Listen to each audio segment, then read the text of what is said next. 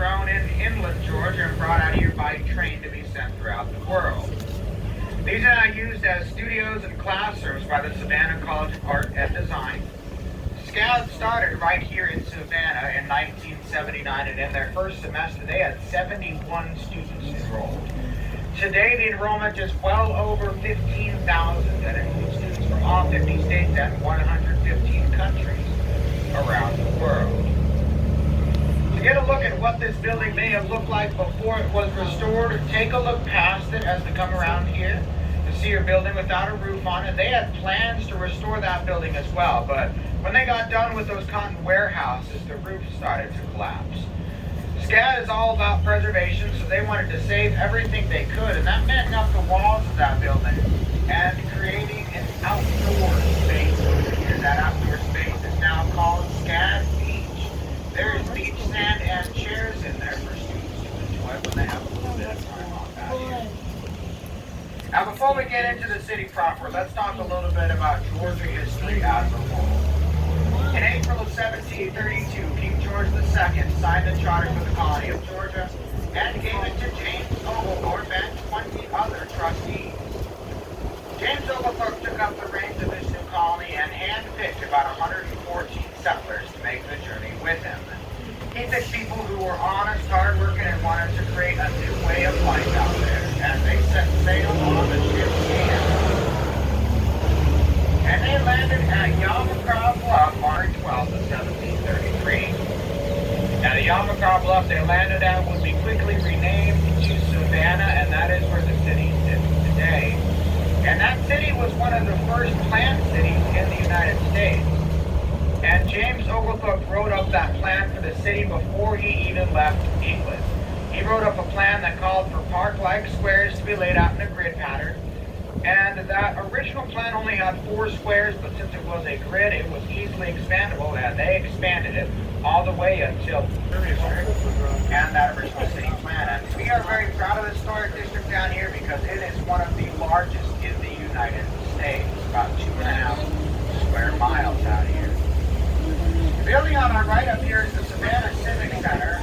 That is the cultural center for the city of Savannah, and cultural events down here are probably a little bit different than it used to. That is where they chart your like blood wrestling and we have down here. That's also the home of the Johnny Mercer Theater. Johnny Mercer was a prolific singer and songwriter from right here in Savannah.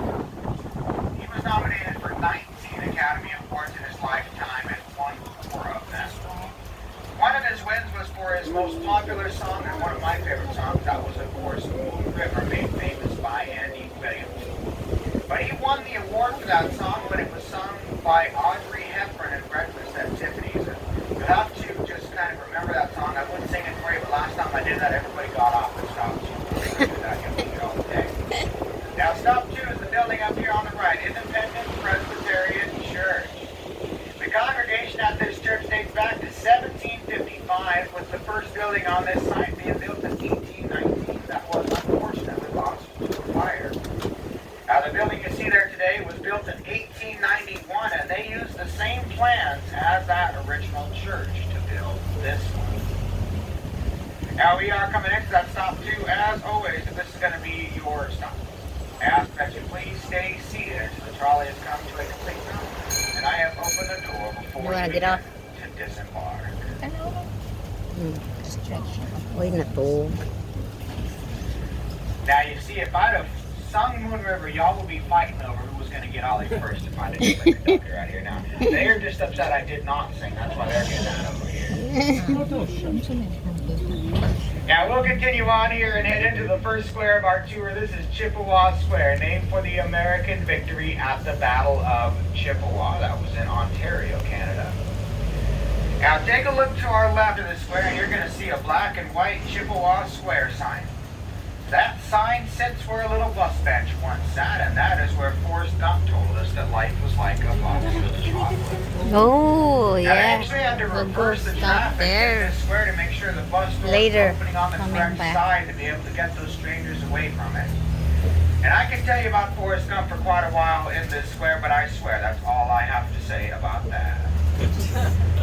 Now, a sign of wealth in early Georgia was to have a lot of iron on your house, and that was certainly the case for the Barrow House up here on the right. You can see all of the iron he put there to show off as well. He even put a second fence down here at the street. That's the fence of presidents and poets. And if you can take a look, the second medallion is actually Abraham Lincoln down here. Now, we're going to talk a lot about monuments on our tour.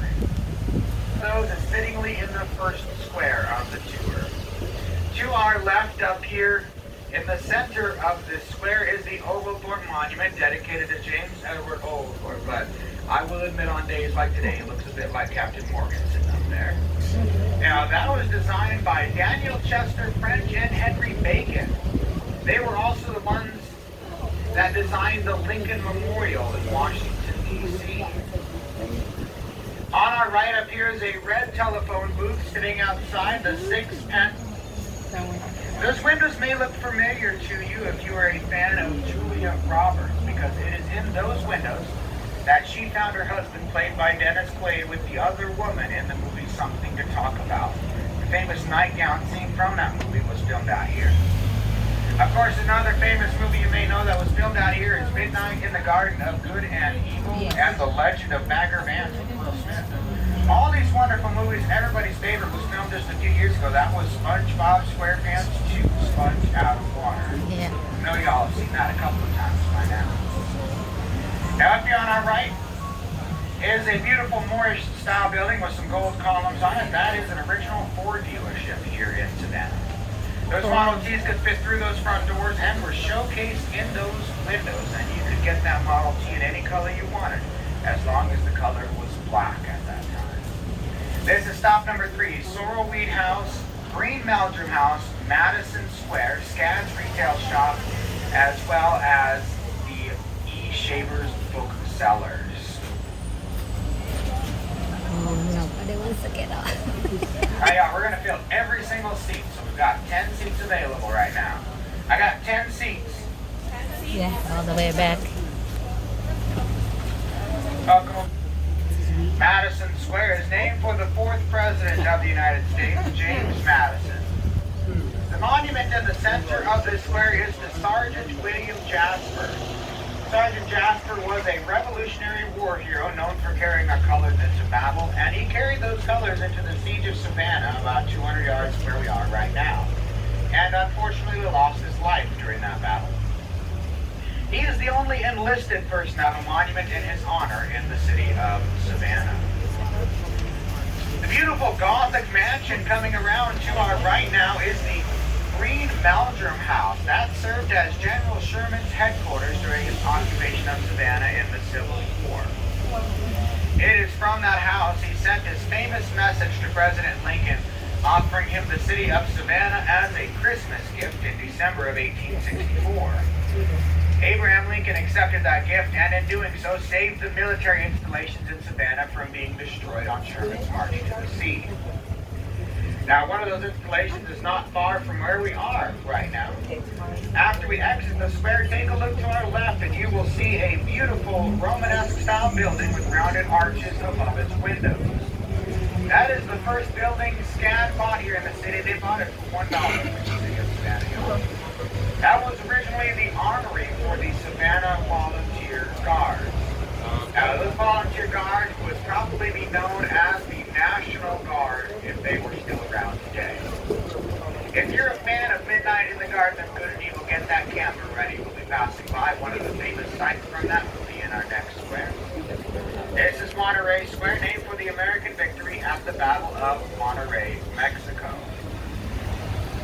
The monument in the center of the square is the Count Casimir Pulaski. Count Pulaski was a Polish nobleman and soldier who was accepted into our forces on the recommendation of Benjamin Franklin. Now, he became known as the father of the American cavalry because of his work during the Revolutionary War out here, and lost his life at the same siege of Savannah as Sergeant William Jasper, again, about 200 yards from where we are right now. Now, coming up here on our right is the Mercer Williams House, built for Johnny Mercer's great-grandfather, Hugh Mercer. Now, this was where Jim Williams from Midnight in the Garden of Good and Evil lived. In fact, those windows to the left of the door are the study where Jim Williams allegedly committed the murder. That is the focus of that movie. Now, I say allegedly.